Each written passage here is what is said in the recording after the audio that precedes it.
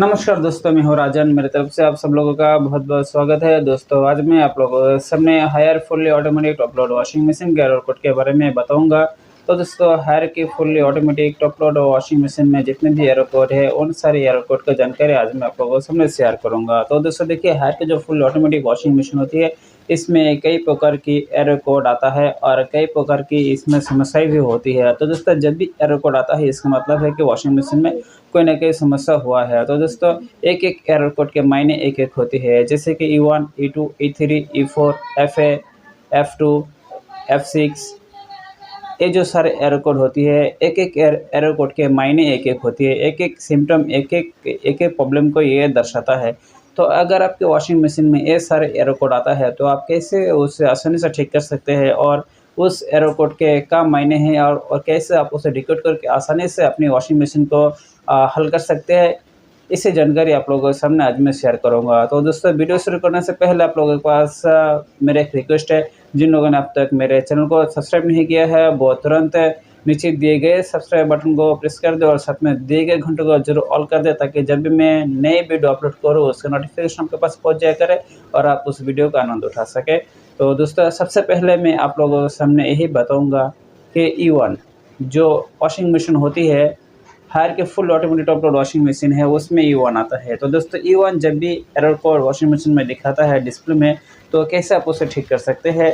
बहुत से लोग होती है, अक्सर लोगों का यही सोच होती है कि जब मशीन में E1 आता है, कोई ना कोई गड़बड़ हुआ है। ये तो बात सही है, पर जो हल करने की सिस्टम होती है ये काफ़ी लोगों को नहीं आता है, तो इसीलिए वो विचलित हो जाते हैं और मशीन को उल्टा-पुल्टा ये काम करना ये स्टार्ट कर देते हैं। तो बिल्कुल आप इस तरह के कोई भी कदम ना उठाएँ।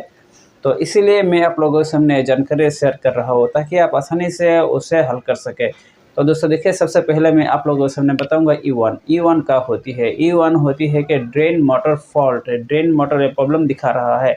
और दोस्तों देखिए, ड्रेन मोटर फॉल्ट भी ना होकर भी अगर ड्रेन पाइप अगर अनवेन होती है, अनइवनली होती है, ये बहुत ज़्यादा हाइट पे होता है, तो भी आपके वॉशिंग मशीन में E1 आएगा। तो इससे बेसिकली E1 कब आता है? तो देखिए दोस्तों, आपके ये ड्रेन मोटर भी ठीक है।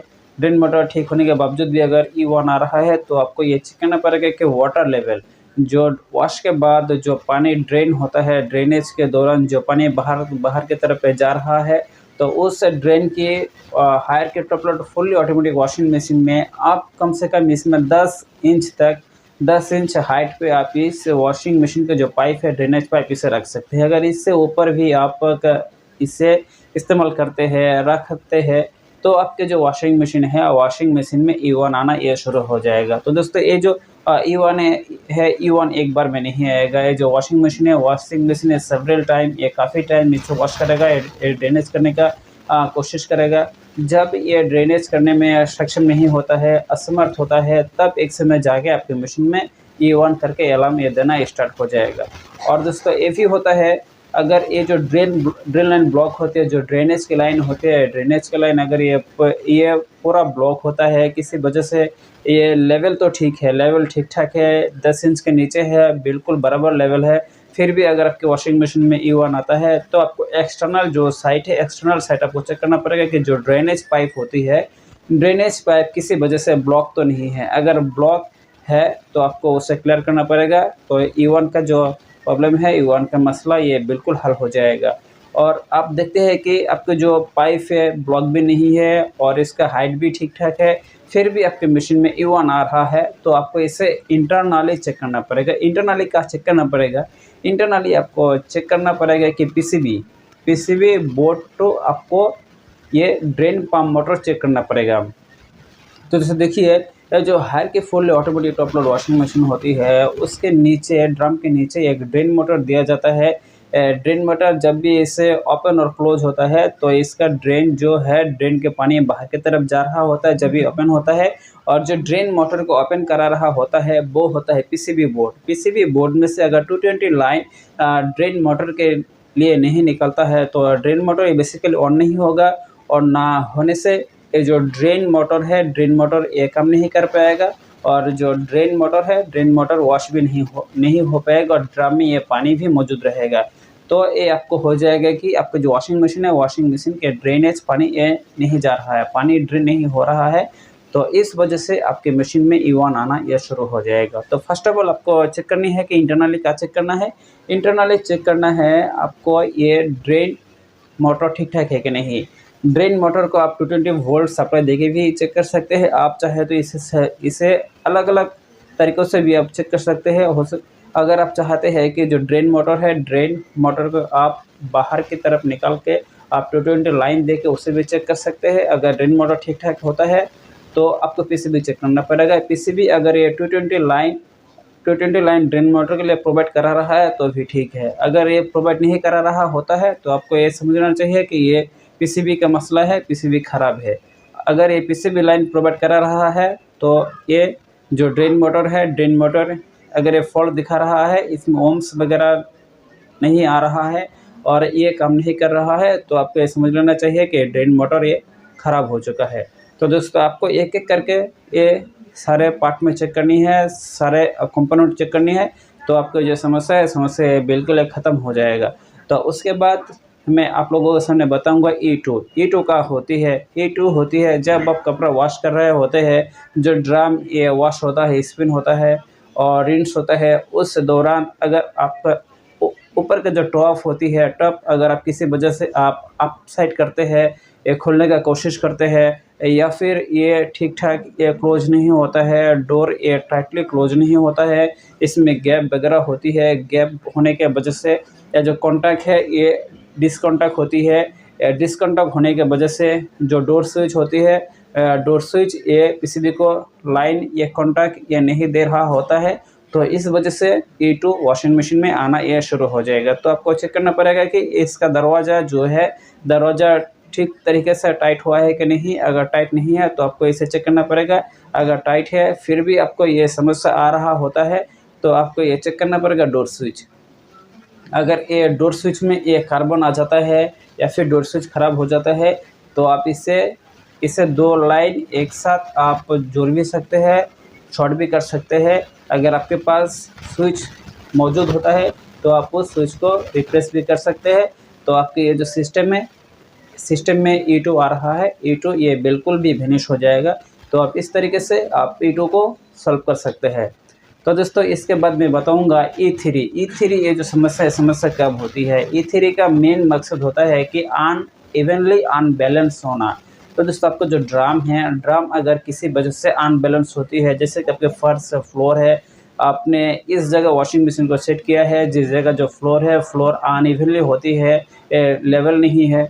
लेवल ना होने के वजह से ड्रम एक तरफ ये झुकाव होता है, ड्रम एक तरफ ये ज़्यादा झुक रहा होता है। जब भी ये कपड़ा वॉश होता है, वॉश होने के समय जो ड्रम है, ड्रम ये सेफ्टी रॉड के साथ टकरा जाता है, सेफ्टी रॉड के साथ ये संघर्ष होता है। तो सेफ्टी जो स्विच है, सेफ्टी स्विच ये अंदर की तरफ पुश होता है तो आपके मशीन में E3 आना ये शुरू हो जाता है और ये जो सिस्टम है, सिस्टम ये बिल्कुल बंद कर देता है।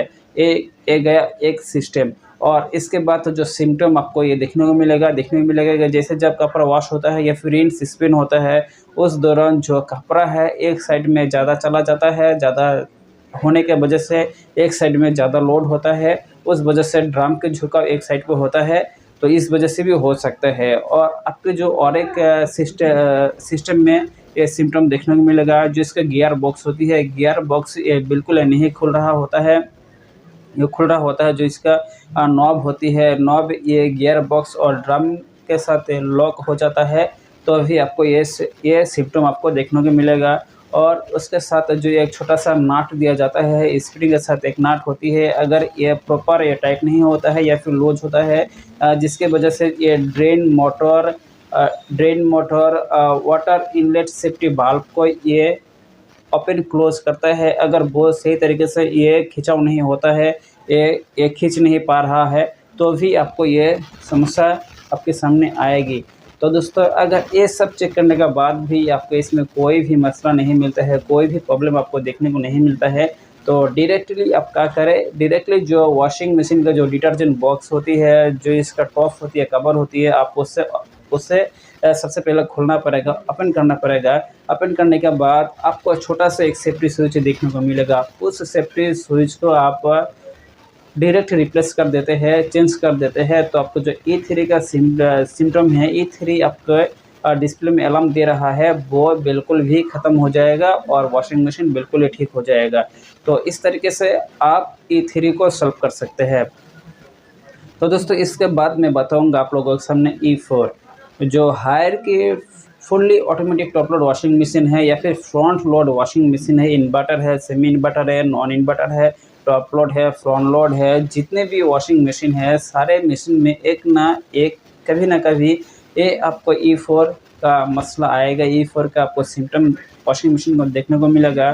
तो आपको चेक करना पड़ेगा कि इसका मोटर, इस मोटर के अंदर 3 लेयर की फ़िल्टर होती है। 3 लेयर के फ़िल्टर अगर डॉटी हो जाता है, इसमें क्लॉग जमा होता है, इसमें काफ़ी मैल जम जाता है, तो आपके जो मशीन है, इस मशीन ड्रम के अंदर ये पानी नहीं आएगा। पानी ना आने के वजह से काफ़ी स्लोली पानी आएगा, काफ़ी लेट होगा और वॉश होने में काफ़ी टाइम लेगा। तो इस वजह से आपके मशीन में ये E4 एरर आएगा। तो मशीन अगर 8 मिनट में ये फुल्ली वाटर लेवल कंप्लीट नहीं कर पाता है तो आपके मशीन में E4 आएगा। तो सबसे पहले आपको चेक करना पड़ेगा जो पानी का टैप होती है, पानी का टैप ओपन है कि नहीं। उसके बाद आपको चेक करना है जो पाइप के अंदर एक फ़िल्टर दिया जाता है वो भी आपको चेक करना पड़ेगा। वो अगर क्लियर होता है तो उसके बाद आपको जो वाटर इनलेट वाल्व मोटर होती है, वाल्व मोटर में 3 लेयर की जो फ़िल्टर होती है उसे भी आपको क्लीन करना पड़ेगा। ये क्लीन करने के बाद भी अगर आपके वॉशिंग मशीन में E4 एरर आ रहा है तो आपको चेक करना पड़ेगा कि ये जो वाटर इनलेट वाल्व मोटर है इसे भी चेक करना पड़ेगा। तो दोस्तों water inlet valve motor check करने के लिए आपको ये 2 टाइप की मोटर देखने को मिलेगी। एक होता है NZP मोटर और एक होता है नॉन NZP मोटर। तो दोस्तों जो नॉन NZP मोटर होती है आप उसे रिपेयर कर सकते हैं आसानी से, और जो NZP मोटर होती है आप उसे रिप्लेस डायरेक्ट कर दें क्योंकि वो रिपेयरेबल नहीं है, वो मरम्मत के योग्य नहीं है। तो ये जो नॉन रिपेयरेबल है आप इसे मरम्मत के उम्मीद छोड़ दीजिए, आप इसे डायरेक्ट रिप्लेस कर दें तो ये ठीक हो जाएगा। और जो NZP और जो नॉन NZP मोटर है आप इसे रिपेयरेबल है, इसे ठीक कर सकते हैं। हो सकता है अगर जो वाटर इनलेट वाल्व मोटर होती है इसके अंदर स्प्रिंग होती है, प्लंजर होती है, लीवर होती है, किसी वजह से ये फंस चुका है, ये जैम हो चुका है, जिसके वजह से जो पानी है पानी ड्रम के अंदर नहीं आ पा रहा है और इसका ओम्स भी सही है, वाइंडिंग्स भी सही है, फिर भी आपको ये समस्या आ रहा है। तो आप उसे खुल कर रिप्लेस कर सकते हैं। अगर ये रिपेयरेबल है तो आप उसे रिपेयर करें, अगर ये रिपेयरेबल नहीं है तो आप उसे डायरेक्ट रिप्लेस कर दें। तो दोस्तों और एक आपको इसमें पार्ट्स चेक करना पड़ेगा, वो है PCB। अगर ये PCB ये 220 लाइन ये वाटर इनलेट वाल्व मोटर के लिए नहीं देता है तो आपका ये PCB खराब है। अगर PCB लाइन प्रोवाइड करा रहा है तो आपको ये जो वाटर इनलेट वाल्व मोटर है, वाल्व मोटर खराब है। तो दोस्तों आपको इसमें और एक टाइप के वाटर इनलेट वाल्व मोटर इसमें दिखेगा, वो होता है DC। अगर DC होता है तो DC होता है तो आपको 5 वोल्ट या फिर 12 वोल्ट मिलेगा। तो आप जो आपके पास जो क्लिपन मीटर है, एवो मीटर है, जो भी मीटर आपके पास उपलब्ध है आप उसे उस रेंज में सेट करके आसानी से उसे चेक कर सकते हैं कि ये मोटर या वोल्ट आ रहा है कि नहीं मोटर पे। तो आप आसानी से PCB तो वाटर इनलेट वाल्व मोटर को आप चेक कर सकते हैं कि इसमें कौन सी खराबी है। तो दोस्तों इस तरीके से आप किसी भी वॉशिंग मशीन के इनलेट वाटर वाल्व मोटर को आप चेक कर सकते हैं और आसानी से इसे ठीक भी कर सकते हैं। उसके बाद मैं बताऊंगा FA दोस्तों क्या होती है। FA सिम्टम आपको कब देखने को मिलेगा? FA सिम्टम आपके वॉशिंग मशीन में ये देखने को मिलेगा जब आपके वॉशिंग मशीन में ये पानी ज़्यादा आ रहा है, ड्रम भर रहा है, ये कंटिन्यूसली पानी ड्रम के अंदर आ रहा है पर मशीन वॉश नहीं हो रहा है और ये पानी लगातार ये ड्रेनेज होता जा रहा है। पानी तो वॉशिंग मशीन ले रहा है और पानी बाहर की तरफ भी ये फेंक भी रहा है, मतलब इन होता है आउट भी होता है, दोनों एक साथ भी होता है और ड्रम भी भर रहा होता है पर मशीन ये वॉश नहीं कर रहा है। तो दोस्तों इसमें क्या खराबी हो सकती है? और इसमें FAV एरर आपको दिखाना मशीन ने स्टार्ट कर दिया तो आपको ये सिंपली चेक करना पड़ेगा। वाटर प्रेशर लेवल जो सेंसर होती है इसे चेक करना पड़ेगा। हो सकता है इसके अंदर चूहा वगैरह चूहा कॉकरोच जो वायर होती है वायर इसमें कट चुका है, टूटा फूटा है, जिसकी वजह से जो वाटर लेवल सेंसर है इसमें कांटेक्ट नहीं बन रहा है इस वजह से आपकी मशीन में एरर दिखाना शुरू हो गया। और हो भी सकता है कि अगर इसके अंदर जो स्प्रिंग होती है, जो इसका सर्किट होता है, वो प्रॉपर तरीके से काम नहीं कर रहा है। वॉशिंग मशीन में पानी भर रहा है, प्रेशर इसमें क्रिएट होता है, पर जो वाटर लेवल सेंसर है वो ख़राब होने की वजह से ये काम नहीं कर रहा होता है।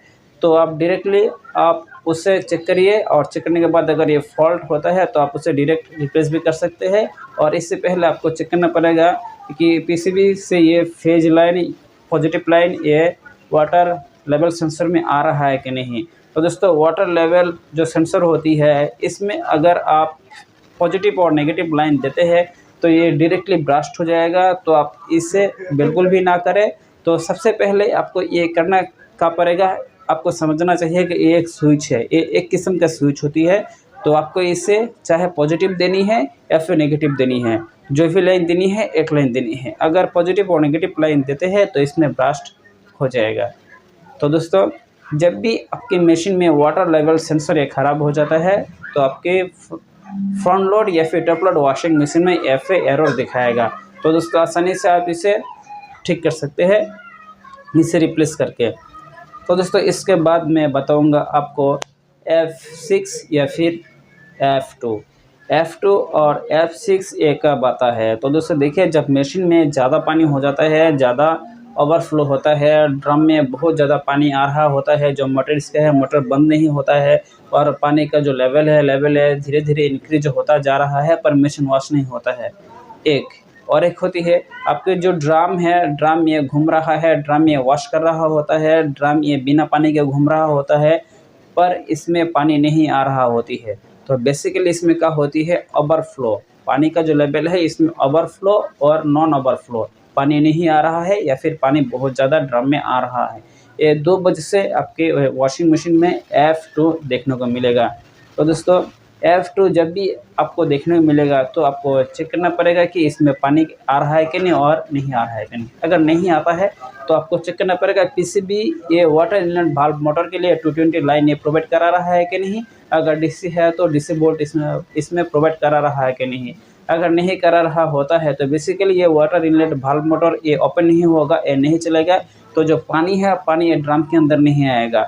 और इसका जो सिस्टम होती है, ये जब ड्रम ये घूमेगा तो ये जो मोटर है, वाटर इनलेट जो वाल्व मोटर होती है वो ओपन हो जाएगा और ड्रम के अंदर पानी आएगा, और ये सेंस करेगा कि कितने टाइम या कितनी घड़ी कितना पानी में इसे वॉश करनी है। अगर ये नहीं होता है, ड्रम के अंदर पानी नहीं आ रहा होता है, तो भी आपको ये F2 एरर देखने को मिलेगा। और इसमें बहुत ज़्यादा पानी हो गया है, बहुत लेवल तक ये पानी आ गया है, फिर भी आपको मशीन वॉश नहीं हो रहा है, पानी ओवरफ्लो होता जा रहा है, तो आपके मशीन में F2 ये आना शुरू हो जाएगा। तो दोस्तों, अगर आपके वॉशिंग मशीन में, टॉप लोड वॉशिंग मशीन में ये सब एरर कोड देखने को मिलता है तो आप आसानी से इसे ठीक कर सकते हैं और अपनी वॉशिंग मशीन को आसानी से चला भी सकते हैं ठीक करके। तो दोस्तों, ये जानकारी आप लोगों के पास कैसे लगा आप मुझे नीचे कमेंट करके बता सकते हैं। अच्छा लगा है तो दोस्तों के साथ इस वीडियो को शेयर करें, अपने सोशल साइट में इसे शेयर करिए। और मेरे चैनल पे नए हैं और वीडियो को नए देख रहे हैं तो आपसे मेरा एक रिक्वेस्ट है, जिन लोगों ने अब तक मेरे चैनल को सब्सक्राइब नहीं किया है वो तुरंत नीचे दिए गए सब्सक्राइब बटन को प्रेस कर दो और साथ में दिए गए घंटे को जरूर ऑल कर दे, ताकि जब भी मैं कोई नई वीडियो अपलोड करूँ उसकी नोटिफिकेशन आपके पास पहुँच जाया करे। तो दोस्तों, आज के लिए इतना ही। नमस्कार, धन्यवाद। मिलते हैं किसी नए और एक वीडियो के साथ।